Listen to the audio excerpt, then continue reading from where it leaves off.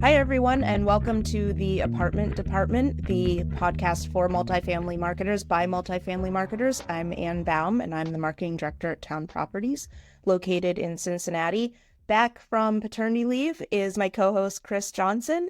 He is the marketing leader at Irwin Rose, located in Dallas. And we have a very, very, very special guest with us today, Paul Yount, the industry principal from Yardi. Paul, will you go ahead and introduce yourself real quick? Yeah, hey, Ann, excited to be here. And Chris, congrats on the baby. I Thank have you. two myself. They're much older, but I remember those early days and that new baby smell. But yeah, Ann, thanks for the invite. So I've been at Yardi, 12 years now. So the cool dozen. But I'm a marketer at heart. Before Yardi, I ran the For Rent book publication here in the Carolinas. You guys probably all remember those apartment publications. And then I started out in the industry on the client side. So I managed properties in Florida. I managed properties here in North Carolina before coming over to the vendor partner side. But at Yardi, I'm sort of the foremost subject matter expert when it comes to our products that touch the customer, meaning, your customer, Chris's customer. So websites, portals, CRMs, bots, call centers, all that stuff. But excited to talk with you, Anna. You've done me multiple favors and spoken for me. So I was more than happy to jump on here with you. And I've met and heard Chris speak multiple times. So honored to be here and excited to chat with you guys today. Yeah, thank you, Paul. We're so excited. And that brings us to our topic today, which is speed to lease. And this is something that's near and dear to all three of our hearts. Paul and I, as Paul mentioned, he and I have spoken together a couple of times around the idea of speed to lease and automation and balancing automation and AI with human touch. Chris has been using the term speed to lease before I think it was even ever cool. And so we knew when we had Paul on our podcast that speed to lease had to be the topic of the day. It's hugely valuable to marketers, hugely valuable to operators. And so with that, we're going to go ahead and dive in. So Paul, why is speed to lease so important? Well, to me, it's very simple. Time is money. And it's no longer sufficient just to talk about conversion and, lead to appointment and lead to tour. You really need to be talking about, well, how fast is it happening? It's one thing to just do it and say it converts well, but what converts faster and who converts faster? And the faster you can convert, the less vacancy loss you have and the more rent you collect. It's sort of the maths. The math. I know that that's something that we've started incorporating into our success metrics from our marketing standpoint. We will calculate how quickly a particular marketing source converts from lead to lease and then kind of figure out alongside the cost per lease and conversion rate, what is the value of a marketing source converting more quickly. So it's really important, and it's kind of fascinating when you start doing that math. What do you think, so speed to lease is important. What do you think slows down the leasing process right now? Humans slow it down. And I don't mean that in the way I kind of jokingly made it sound, but what slows us down is I think we rely too much, too often on humans to do things. I worked on property for 5 or 6 years, and even on my best days when I had all the right intentions, I didn't do everything I was supposed to do. I think it's unrealistic to expect leasing agents and property teams to handle every single inbound lead in question and to make those follow-ups when they're supposed to do them. When you work on property, you're a leasing agent, you're a debt collector, you're a marriage counselor. A lot of the times you're short-staffed. You got vendors showing up, you got residents walking in. Even the top 1%ers don't do everything when they're supposed to do it. So I think it's just an unrealistic expectation to think that humans are going to do it. And, if we're being honest too, it's not fun, valuable work. Nobody responds and answers a pet policy question for the 5th time of the day and goes like, oh, I nailed that. That felt good. Nobody does that, but if I'm not having to do all that and instead I'm getting ready for, and Chris walks in and I have a meaningful interaction with Chris, the prospect, and I show him around the property and everything goes smooth, that feels good. That's meaningful. That adds value. Not banging on a keyboard, sending mundane follow-ups and answering, basic questions all day. Paul, I want to jump in because I love this topic and really speed to lead. If you're doing it right, you're going to beat your competitors. How many of our competitors aren't following up, even with the AI tools we have available to us, right? So do you have any data on how much better it is when you are using these tools versus when you're not? And how many of these people are actually coming in after hours, which I think has exploded with technology over the last 10 years, let's say, on people's availability to actually do their search. I don't think they're doing it at work anymore at lunch. I think they do it when they feel like they're doing it. And that could be 2 a.m, that could be 8 p.m, it could be 4 a.m. So what's the data showing you on when people are actually contacting us? Yeah, so that was kind of a two-parter. So let me see if I can start with the first one. So originally we didn't have this data, and we started first looking at, okay, is the bot converting more leads into appointments? And to me, that was sort of like the softball. And across the board, when a client implements the AI, your conversion from lead to appointment, goes like this. But it's because 92% of the time, that prospect gets an immediate response to their question. It's accurate, it's timely, and they get offered a tour. So it's sort of like oh yeah, duh, we get more appointments. But then we started looking and we noticed, well, gosh, not only more appointments, but they're happening faster. And then we kind of kept looking down that leasing pipeline and kept seeing, well, the lead to show is happening quicker. And that's, again, sort of like a duh. If the appointment gets booked quicker and more often, then the tour happens faster. But the application also happens faster. The move-in happens faster. So I would say, with rare exception, when we look at the before and after data for a client that launches our AI tools, leverages the automation heavy, I mean, there are drastic reductions. Anne, you've seen this, with your data and other clients that we've done panels on. You look at the chart, the days between lead and appointment getting scheduled dramatically reduced. Days between lead and application submission dramatically reduced. So yeah, Chris, with rare exception, we see huge, reductions there. And Anne, you'll like this. So this is my first kind of maybe sort of product plug. But in CRM IQ now, we have those metrics. So previously, we would kind of have to run them for you, or you would do your own kind of data mashing on your end. But now there is baseline reporting in our tools where you can see, show me by source, by agent, by property, what is the time between initial lead and appointment getting scheduled? What is the time between initial lead and show, initial lead and application submission, initial lead and move-in? And you mentioned kind of running it by source, but I think agent too. Who's handling these leads? How do the properties compare? And then, gosh, Chris, what was your second question? Just on timing, when are people coming in? I mean, has it drastically shifted from 10 years ago, 12 years ago? Well, I think it's funny when I talk to clients, I tell them, like, hey, you're a 24/7, 365 business, whether you like it or not. You may be in denial, but you're a 24/7, 365 business. And it's kind of to your point, Chris, right? Like, your target demographic works when y'all work. They're working when your office is open. So unless they're, multitasking and, not head down in whatever their job is, they're doing this after hours. And Anne, you have data on this, but I think you were originally at 40%, and now it's 47%. So people shop when they can and when they want to, not when you're open. So yeah, Chris, I think it's approaching the majority.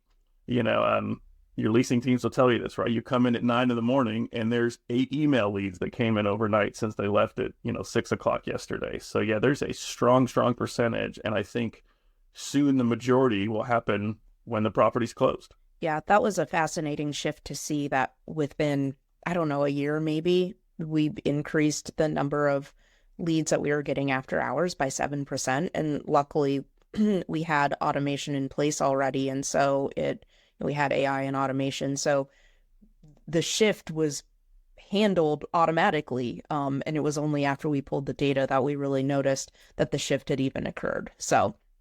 And Chris, I think we can almost even now challenge the office hours, after hours, because if you have good tools in place, you're kind of never closed. You're always able to field questions, handle calls, handle, ILS leads, handle web chats. Our data shows, depending on the month, 91, 92% of the time, what's coming in is something technology can answer. There's 8 or 9% of the time where it's a weird corner case, my name's Paul, recently divorced, the repo's hers, credit score's 508, whatever, right? Like that's a complex sort of thing to handle. But if somebody wants pet policy, fee information, to schedule a tour, pricing, availability details, like, and I think we kind of talked about this in our Yaz session, but kind of challenging the norm of, well, when are we open? Well, hell, you're always open. And this idea of during business hours, after hours, kind of, I think we can kind of flip it, really put it on its head. I'm working on that now with I got to rebuild a tech stack. And so I'm working on how we can deliver information 24/7 differently to our prospects that are coming in, because I do think it's a 24-hour chain. And how is your team responding to the AI? Do they like it? Do they like working in tandem with the AI, and does it help them? Yeah, absolutely. I mean, I think we have a really great testimonial from one of our area managers just talking about how, we're kind of interesting where we have single staff locations. And so maybe like 30% of our properties are single staff locations. And so having the automation alongside them has really, really been valuable. And again, the 24/7 is huge. Although that's something that I've noticed more, we've noticed more on the operations side. But yeah, and then I think there was education. It changed the workflow. It changed how leads were handled on site. And so it was, from a rollout standpoint, it was different because part of the leasing professional's job was shifting. And so it did take a lot of education on our side to say like, hey, you're probably not going to see as many leads in the queue now because for the most part they're being handled on the back end. Some might get pushed out into the queue, but for the most part, Paul kind of talked about a turnover rate of we see about 20% too. But for the most part, I think that was kind of the biggest not hurdle is not the right word, but the biggest thing was the education of how that part of their job would change for the better. Chris, I mean, frankly, Chris, from talking to clients and sort of the leasing team struggle, they're so used to being like handcuffed to the computer in the desk because, I got to respond to all these leads and and it's like, no, you're free now. Like, it's a mind shift of how they operate. They're not glued to the keyboard. They're no longer measured on, email response time. Because again, the vast, vast majority of that, the technology is handling for them, and they can focus on those more high value tasks, the things that technology can't do. Be ready for that tour. Like, absolutely nail that tour to the wall, because you weren't worried, 3 minutes before about responding to the email. Instead, you were like, getting the keys ready. Does the unit smell nice? How does our tour path look?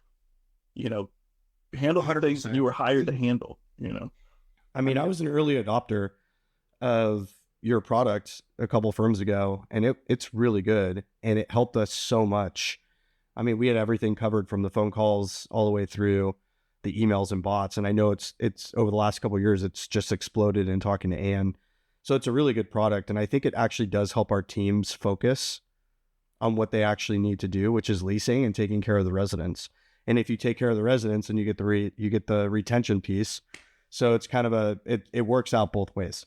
Yeah, I'm just thinking about the other thing too. This goes back a couple, we've been able to turn on, and this has been a constant theme that we've heard, but we've been able to turn on more high volume marketing sources too. We were, without automation for especially single staff sites, we were turning off certain marketing sources because the lead volume was so high, and it was almost impossible for all of those leads to be responded to, especially because they typically had a lower conversion rate. And so, but it was still a marketing source that produced leases at the end of the day. And so to be able to turn on high volume marketing sources and deliver more leads that then are going to be kind of handled in the back end, from a marketing standpoint, that was really kind of a breath of fresh air.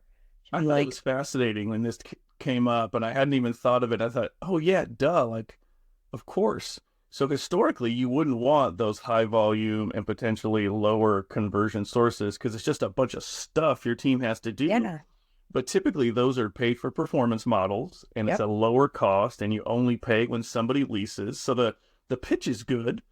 In fact, our rentcafe.com is that, right? Our rentcafe.com Yep. is that, hey, you only pay when somebody leases, and, a few $100. So the ROI is there. But if it means taking on one, more leads, but two, potentially 2-3x what a traditional subscription Yep. source would provide, or what your own, search, paid organic would provide, you go, well, gosh, we can't handle that, even if we only have to pay $300-400 every time somebody leases. But with the right technology in place, like, the technology answers all of those, and your team just sort of gets the output of that. Who responds, who books an appointment. And I didn't even think about it until you guys brought it up on one of those other panels. But I thought, well, yeah, duh. And then you can kind of go back to senior leadership and go, hey, like, I can help us drive down our spend and drive down our cost per lease by enabling some of these less expensive pay performance only models, because now we can handle the volume. Yeah, absolutely. And really, it only matters if someone books a tour and then shows up for the tour. I mean, that's when the property staff has to be engaged.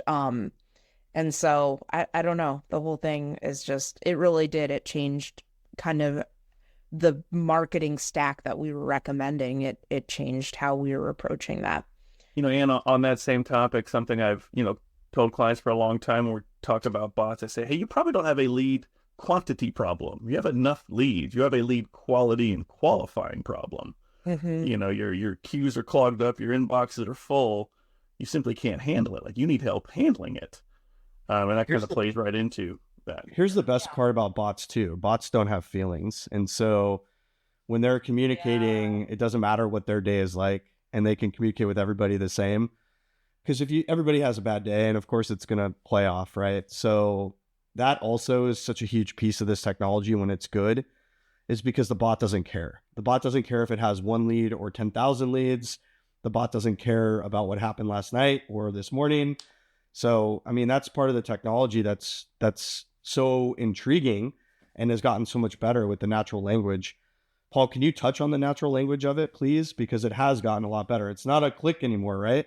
These aren't just click bots. These are natural language bots. Yeah, so let the record show Yardi has never had a button bot or a, can only click on these 4 or 5 buttons. But historically, our AI was an NLP model, a natural language processing model. But about a year ago, fall last year, OpenAI, which is ChatGPT's parent company, think of ChatGPT as the product, even like Google, but, Google's parent company's Alphabet, whatever. So about a year ago, OpenAI announced enterprise licensing. So, ahead of about this time last year, the me's and you's could go play with ChatGPT, but companies like Yardi and others couldn't use that technology within their own. So we now have an enterprise license with ChatGPT and OpenAI to leverage that in there. And it is just a much beefier and stronger AI model, Chris. NLP is great and, did the job, but it was sort of robotic, factual question, here's your factual answer. It doesn't matter, Anne could ask a question about a pet policy. Chris could ask the same question, but differently, but you'd get the same 2-3 sentences on the pet policy every time. But now, that we've evolved from the NLP models to the newer AI models, like the large language models of OpenAI, it is just, you don't know it's a bot, man. I mean, it is super smooth. It is what you know your top 1%ers do and which the other 99% could do. And I like what you mentioned earlier, Chris, about the, bots don't have feelings.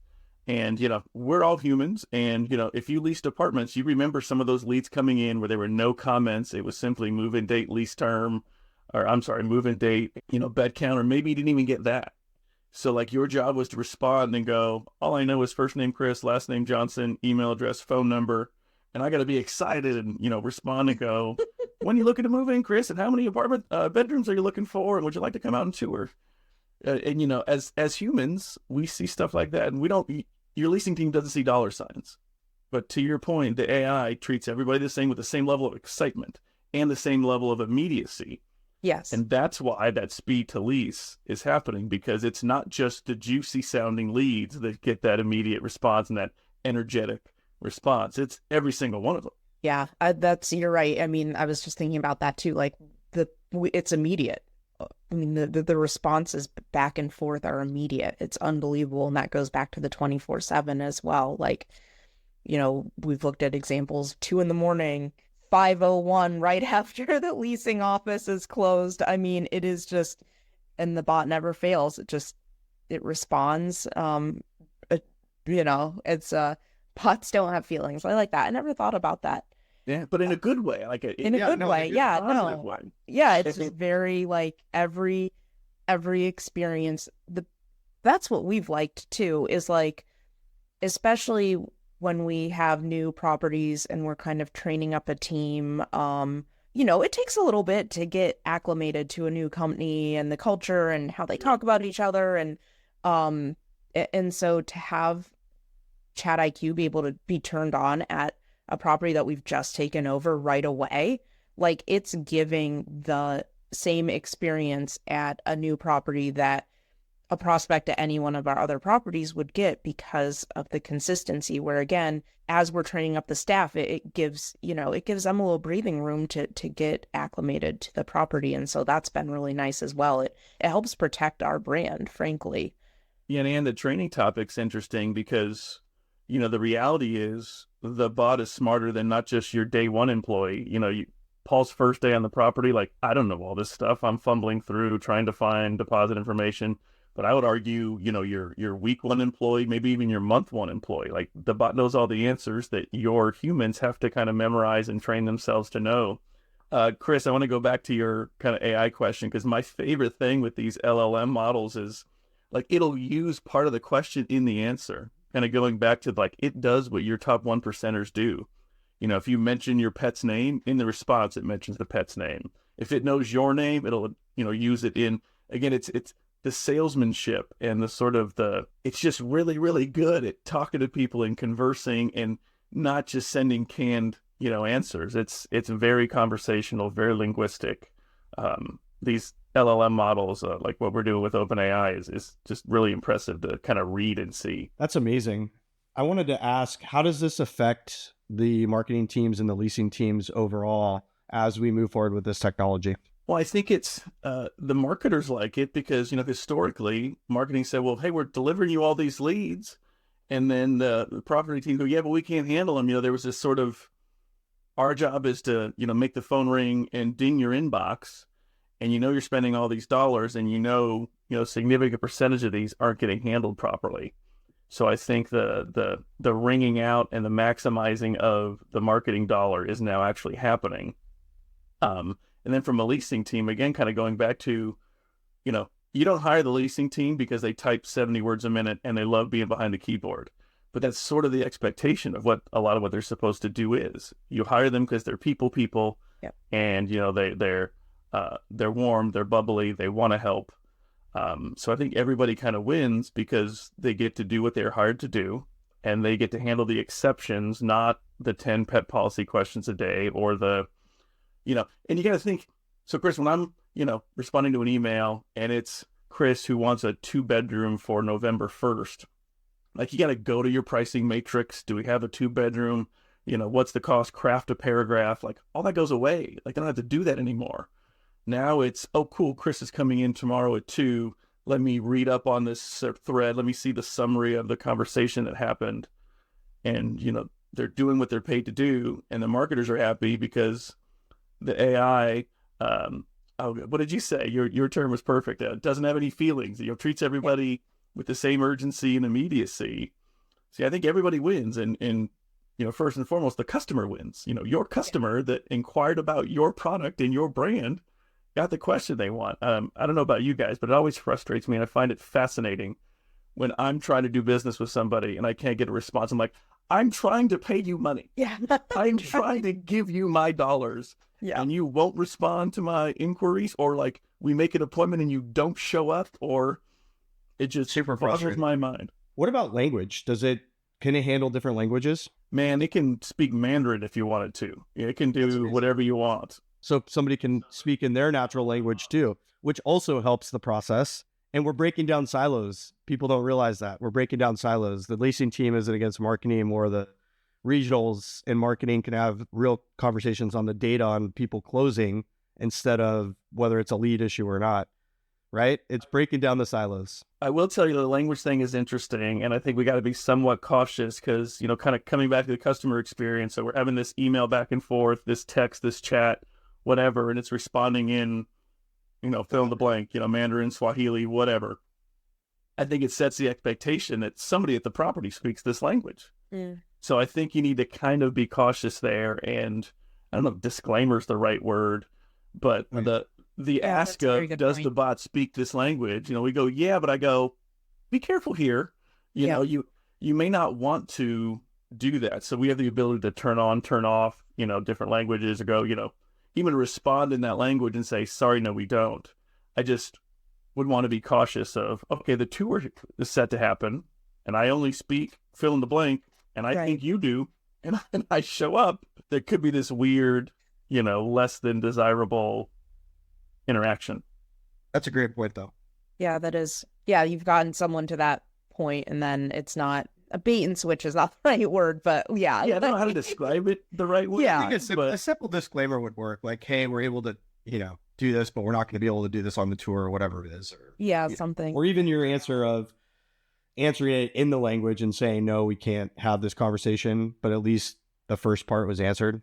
I mean, you could do all of that. It's great. That's what technology, it's great. We're still a very human-centered business, right? There's going to be a point where this customer is going to interact with one of your humans. So not that I challenge clients when they ask, hey, does the bot speak this language? So I go, yeah, I can, but do you have people that do? Because if you don't, you should kind of consider, it's great. Do we want it to speak every language under the sun? Because then I think you're setting the expectation to your customer that you can speak in this language. Yeah, I know. I think that's fair.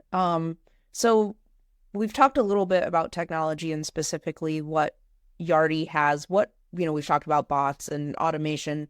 What other technology really plays a part in speeding up the lease process? Yeah, this isn't necessarily marketing heavy, but I think it's a big piece. It's the application process. It's one thing for Chris to have an amazing, kind of qualifying, get to know you, prospecting experience and want to apply. But then it's okay. I think we all know our our buying process is a little more complex. It's not just how do you want to pay and where do you want it shipped? We need to know a lot of information. We're going to be your biggest bill every month. This is a 12-month commitment. And, you're agreeing to pay us X amount of dollars for X amount of month with rolls up to a big, big amount. And we need to make sure you can do those things. And there's all this fraud in our space. So to me, a big part of the speed to lease isn't necessarily speed to want to apply. I mean, that's a big part. But then it's okay, now apply to move in. We got to minimize the friction there while also minimizing the risk, right? It's sort of this kind of delicate threading of the needle balancing act of, it can't be a huge pain in the ass for Chris to get through the application process.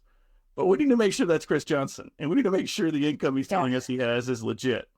So, we have tools around ID verification. Are you in fact Chris Johnson, sir? And then, verifying Chris's income and not relying on the agents to, hold pay stubs up to the light and look for holograms or to, get out the calculator and be mathematicians. And I always thought it was weird that 19, 20-year-old Paul was looking at people's pay stubs and going, yep, checks out.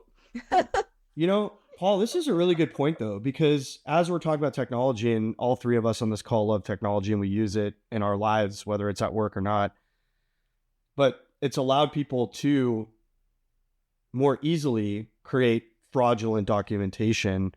Is our technology in the industry going to get better to catch more of this, or at least help aid us in finding it when it is? Because some of it has gotten pretty slick, where you can have the technology that's in place, or even worse, not even worse, but some companies don't use it and really are relying on 19-year-old Paul to do it. But what can we do as an industry to get better at this? Because we do get targeted, and we're not the only industry, but some of these scams are really slick. It's wild, man. Yeah, it is wild. And when I'll do a session with the client using our ID and income verification, I'll ask them hey, can we show some of these examples of stuff we've caught? And, not to get kind of creepy and weird, but sometimes the face they put up is, this older person that doesn't match the ID, and you can like see somebody's hand on their shoulder. Like people are taking advantage of other people sometimes, not just, hey, I'm trying to see if Paul the criminal's face will pass. Like I got my elderly mother or grandmother or something and trying to use, like, it is weird and it is uncomfortable. So the ID thing I think is one, and I think we're in a pretty good spot there. The income piece, Chris, I think where a lot of the fraud is coming from. Yeah. And I know there's a lot of talk around pay stubs and documents, but at Yardi, we kind of think, hey, in a couple of years, like documents will be a thing. You will not rely on documents. Documents is the last thing for us today in our kind of waterfall with our verification of income tool, because they're the biggest pain in the ass. If you ask me for my pay stub, I'd have to go to ADP, reset my password because I haven't logged in 90 days, download my pay stub, upload my pay stub. Yeah. So there's a lot of friction there. And, if you go Google pay stubs, there's a bunch of paid sponsored ads. Yeah, that's what I'm fake saying. Pay stubs. Yeah. So yeah, we do not promote or encourage people to lead with pay stubs, because highest friction and far and away the biggest opportunity for fraud. So is it better to try to verify through the bank account? I know we're a little off topic here, but is that like where the future is going to go, or verify through some other means versus just a paper document that we're just hoping that is correct? So it's even better than that, Chris. And I'm kind of glad we're talking about this, because I think this is a big piece. It's one thing for somebody to want to live with you. It's another for them to be able to be qualified and you to want them to live there, right? And we all know how hard it is to kick somebody out once they're in. The eviction laws, and they vary by state, but you don't just decide one day, hey, Ann didn't pay on the first, it's now the second, we're going to rent that apartment to somebody else. It is a tedious process to get somebody out. So I know nobody can see us, but even on the call, those listening, like, raise your hand if you're old enough to remember calling the work number. So when I worked on site, we would call the work number. Work number is owned by Equifax, and we partner with them to leverage automated payroll records. So Chris, when you apply online, you put in your social security number. We can then go, does that social security number exist in the automated payroll database? If it does, it's 100% accurate and it's immediate. So we can go right to the payroll provider. So that's great. It's hard to show in demo because it's like, you can't see what happened because it was just like pop. I mean, we can show you the result, but there is no, the consumer does this or your agent does that. The social security number in the application, does it exist in the automated payroll database? If so, spit us back the actual data from the payroll provider from the most recent period. Show us the year to date, like all the data's there. And we are like this close. We may have actually hit the 50% mark nationwide. But there are certain markets, Chris, like DC, like clients are hitting in the 60s. It all depends on who the employers are around the properties, obviously, right? But that's sort of the way of the future, I think. So that's our first thing we try is the automated payroll record. If it's a hit, it's just like they just blow through, like nobody does anything. There is no click here to verify. There is no here's the next step. It's like you're done. If the work number doesn't hit, then we go the open banking route. Then we show them, hey, here's the big 8 banks. If you don't bank with the big 8, find your bank, put in your bank credentials, and then we look at the rhythmic deposits into that bank account to determine, what their gross is and does it meet your 3 times or 3.5 times the rent. I'm really glad we touched on this because that's part of the technology, and fraud is so huge everywhere right now. It doesn't matter. Fraud does not have a zip code in our industry. It doesn't matter if you're in New York, LA, Dallas, Cincinnati, North Carolina. It doesn't really matter. It's everywhere. So I'm really glad you touched on that, Paul, because I think that piece is a big part of all of this and part of the automation that means something to our companies and to our teams. Well, Chris, and you come back to speed to lease, right? We're talking the move in, right? You're not collecting rent until somebody is paying you rent and moved in. And there's a lot of dead air in that application process of, hey, how about that pay stub? Or, hey, our compliance team is looking at that pay stub. And that entire time, that apartment's off the market. And if we have to go and cancel that application and re-release that apartment back, like, you want to quickly qualify or disqualify. Not just in the, does Chris want to live here, the prospecting stage, but the application stage too. We either want to quickly get you out of that because you do not qualify or through that. Yep. I think, I was thinking about that pay stub example. That's like 3 days.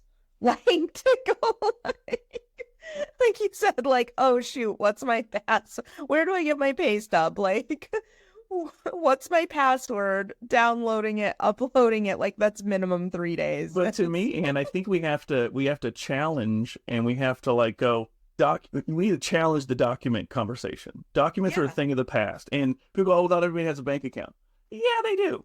You know, anybody in Yeah. the gig economy, you cannot work for Lyft or Uber if you do not have a bank account. They deposit right into your bank account. So this idea of, oh, they're telling you that because they want to give you this pile of crap bank statement thing. So Interesting. why would you take a bank statement that was printed out from an online banking portal, but then push back on getting it directly from the financial institution themselves via open banking? Yeah, via an API quickly, easily. And I do think, you mentioned like, well, this might not be marketing, but I think as marketers, it is important for us to have a full view of what happens to the leads once they go to the property, because ultimately that funnel impacts, it's all tied together. We're a team, we're an operations and we're a marketing team. And so if we just kind of put our hands up and say like, well, we got you the lead, we know that they scheduled a tour and now we're out, like we're not really doing the right thing from a marketing standpoint. And so I think having full visibility into that process and where the kind of friction might be is important, because then, like I said, as a company, we're working to, as companies, as people that work at companies, we're working together to get people homes and into our apartments. So,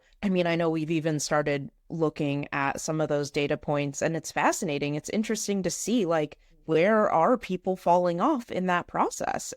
I don't know. It's really So interesting. the times you want the drop off, like you want people to get the ID verification and bail. It's like the security sign in the yard. You want the criminal to get to your driveway, see this security sign, and move on. Turn around. Yeah, you're right. The fall off isn't always bad, but it's important to understand why. And is it a process issue, or are we doing a good job of preventing something that could cost us money down the line? So I love it. What metrics, we talked a little bit about like lead to lease reduction time and some other things. What metrics do you think should be tracked really to measure the speed to lease in order to, overall impact the financial health of a property? I think it's days between blank. And, and we've kind of talked about this, and like you kind of just mentioned, I think we got to zoom out. Marketing's job is to deliver the leads and hope those convert to appointments. But if the appointments don't convert to shows, if the shows don't convert to apps, if the apps don't convert to approvals, if the approvals don't convert to move-ins, like that's the ultimate goal, is the move-in, the rent-paying resident, the paying customer. So, and I think of days between, we're tracking days between initial lead, like, hey, my name's Paul, I'm interested, to an appointment getting booked. Because that is going from a sort of low interest level to I'm now going to be I've now booked an appointment to cross your threshold and see your product. And then days between initial lead and the tour happening. It's one thing to book a tour, it's another to come out and actually do it. And then it's application submission. So it's all these days between kind of those key milestones of that leasing process, including application submission, approval, and then ultimately, move in. So yeah, I think kind of days between, and that, what does that time decay look like? What does that dead air look like? And how do we tighten that up? I think that's really interesting, especially in a world where I think conversion rates are typically the KPI, right? Like what should we be converting at? And then so to layer on or maybe replace, I don't know, I can't picture it quite yet, but to use that kind of decrease, we've talked about before too, like if you have a property or an apartment that rents for $1,500 a month, and I'm doing this for easy math, and it's a 30-day month, every day it's vacant, you're losing $50 in rent. And so then if you start talking about decreasing that time by 5 days, let's say, all of a sudden you've gotten back $250 in rent if all goes well, and then times that by however many leases you're getting in a month. Let's say it's 10. Well, now you're at $2,500 that you've recouped because you didn't lose it. And so everyone wins. And then you so roll I like across the that. portfolio, and this number just keeps snowballing into this big number of potential income. And Yeah. the speed to lease, I don't know a great analogy, but you made a good point about like conversion's one thing, but it happening faster. So if we go back to the kind of time is money example, if you have a work order that involves a water leak, if we're just saying, did we fix it? That's a simple yes, no. But the quicker we fix it, time is money when it comes to water damage too. Yeah. So if we can fix it faster, if we can have a sensor there that tells us there's a water leak instead of relying on the resident when they come home from work and it's been leaking 3 hours. So again, it's the same sort of idea. It's one thing to go, did we do X? It's another go, how quickly did we do X? Especially when dollars are involved. Time is money when it comes to a lot of repairs, water related, fire, of course. So don't just do it. How can we do it faster and minimize cost and increase revenue? I love that. My mind is working too fast now, so thank you for that. I'm totally focused on that for the rest of the weekend. Is there You're welcome, Ann. I know. I'm like, well, live in your that's head rent free for the rest of the weekend. Yeah. Well, it does, Paul. She'll be thinking about this for a while. Rent free. This is That is a great line. This has been a really good conversation. I appreciate your time, Paul. I do have one more question for you, and it's going to be a two-parter because that's what I'm famous for. I'm going to try to remember the second part. Yeah. Write it down. I'm going to make it very easy for you. Okay. The first part of my question is: are the bots smart enough today, or is there still some work to do to move a long-standing vacant? So can the bot push the long-standing vacant to actually get it leased? And I'm talking, forget about the tour and all the other things, because we do have a lot of people that lease unseen for whatever reason. Are the bots smart enough to say, we have a great deal on this vacant, even though you weren't necessarily looking at a 2-bedroom, our 2-bedroom's so cheap, maybe you can look at it?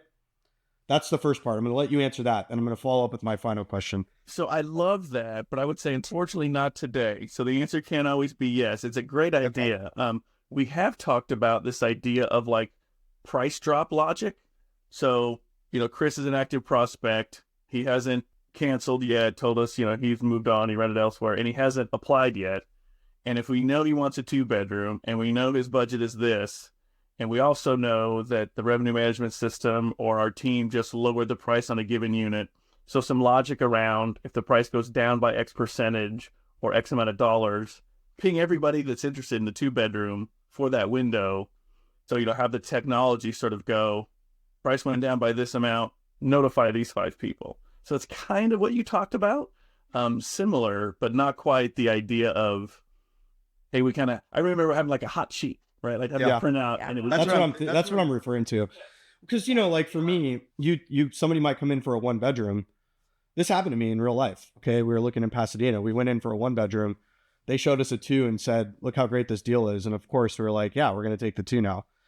And so I was just wondering if maybe we could get the technology there. And that would be amazing. So maybe put it on your list of things to maybe think about someday.